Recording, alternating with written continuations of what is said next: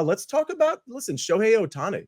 Some major impact across Major League Baseball after his signing with the Dodgers. And, what do you know? The World Series leaders from an odds standpoint, well, it's the Dodgers. And Zach, I'm going to kick it to you here because we've got the Dodgers at plus 550, the Braves, very formidable, at plus 650, and we got the Yankees plus 950, then the Astros, and then the Rangers. If you had to make a play here, and I know we're not even in, spring training yet, but the news did break. We do have the odds at BetMGM. What would you take here? Well, honestly, anytime you have a news splash like this with Ohtani, you're going to see this type of market move. But for Major League Baseball itself, I do not like getting into the futures market, even in season. I'll wait until August, September. Rangers were the prime example of that with Max Scherzer, how they got to the top of the leaders market. And then within that poor month of September, they started to crash a little bit and they got hot. So I really don't believe that in Major League Baseball. There's so many good teams, and we've seen these high payroll teams struggle throughout the season, especially in the postseason against these wild card teams. You saw the Diamondbacks and Rangers make a big run. We saw the Philadelphia the prior year win it. So I don't want to tie my money in the futures market. I do think with Ohtani being on the Dodgers, maybe look at win totals. But as far as World Series futures, that's something I do not want to get into. Yeah, fair enough. Mikey B, I don't know that I'd want to lay my money right now on the Dodgers. I mean, granted, the Braves are also at short odds, but that would probably be the team I'd be looking at. I don't know. The Rangers at plus 1,000 is a little appetizing, but I do think once you get into the Major League Baseball playoffs, a lot of that is predicated on health and a little bit of luck. So I don't know. Maybe you don't take the short shot, but Mikey B, I want your opinion on this one. Yeah, I wouldn't take the Dodgers. Their lineup's going to be insane, obviously, with Ohtani, Betts, and Freeman. But remember, Ohtani's not going to pitch this season. They do have rotation problems. Walker Buehler will be coming back from injury, but he might be on some sort of an innings limit. Behind him, it's not great. Pitching is very important, obviously, in the playoffs. If I was taking one from this board, I would prefer the Braves at the plus 650. And I also don't mind a long shot on the Phillies. They're not on the board here, but they're plus 1,100. I think they have the starting pitching that's meant for the playoffs. If they can add someone to the back of their bullpen, maybe they sign someone like Josh Hader. I wouldn't be surprised if the Phillies came out too.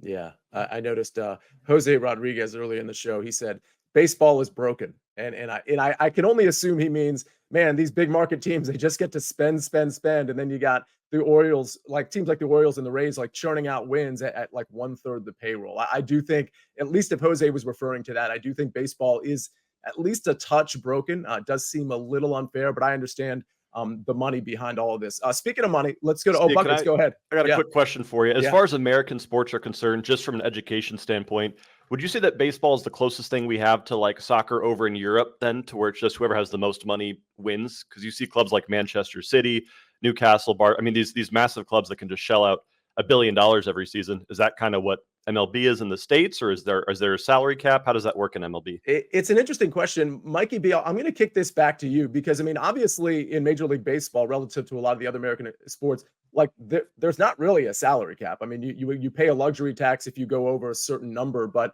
in terms of like, the reason I'm kicking it to you, Mikey B, is in terms of the teams that spend the most money always winning. Well, that's not always the case, right?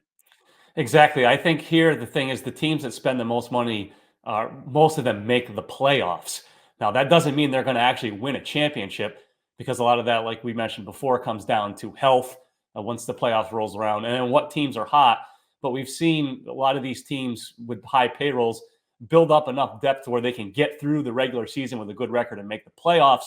But then once they get there, sometimes they're not the hot team, or they just don't have enough top tier pitching to get over the hump. By the way, I believe we have M Squared in the chat. He says, easier to buy wins in soccer than MLB, but it's a fun question from Buckets. And at least a little on point, because, yeah, in Major League Baseball, relative to like the NFL, you can spend away, essentially, and you're just paying a luxury tax. Where in the NFL, you do have a hard cap. Well, and that's what was so funny here, Sia, was Chelsea last season spent $1 billion, and Chelsea's new owner is Todd Boehly, who I think is the Dodgers owner as well, right? Who just spent this Shohei money. So it's just funny seeing kind of like that same owner across multiple sports, just like you said, not buying wins, but trying to if you can. Certainly. All right. Well, let's not leave the Ohtani conversation quite yet. I do find it at least interesting and notable that BetMGM has the most valuable player award up here, but they've split it in a fun way. I'm sure they have MVP in a separate spot too, but they've got a number where you can bet Shohei Ohtani to win the MVP at plus 875 or any other player at minus 1600. Now, Zach, I'm going to kick it right back to you. Obviously, nobody's betting the minus 1600. I can't imagine they're betting the minus 1600. However, maybe some people want to bet the Ohtani at plus 875. Now, we know what Mikey B just said. Ohtani's probably not pitching next season. So, I mean, is there any value in betting Ohtani in the MVP market? I think I'd have to leave this alone. This is one of those first ones I would have to leave it alone. Even at plus 875, that's the great thing about betting. It looks good. The plus payout looks good, but you know the field is where it's going to end up being. So you want to look at those other 6, 7, 8 players, I think, and probably take pick 2 of them. You pick 2 of them, and you're going to have a better shot, I think, to win that MVP. I don't necessarily disagree. Mikey B, any thoughts on this, Shohei at plus 875? Yeah, we're like you said, we're obviously not betting minus 1600. That's just flushing money. But for the Ohtani thing, I would probably not do it simply because we talked about he's not pitching, and he has 2 great hitters in that same lineup as Betts and Freeman that could steal away some MVP votes from him. You've got Ronald Acuna Jr., that power speed combination. If he does that again, then that's almost impossible not to vote for him because he's putting up historic home run steal numbers. So I would probably just avoid it too. Yeah, probably an avoid. Certainly interesting to see all of that. Ben Horner, who's always in the chat and always giving out picks too, by the way. Ben, thank you for being in here. Anyone else excited to see Ohtani batting at Coors Field more often next year? Yeah, I'm pretty excited about that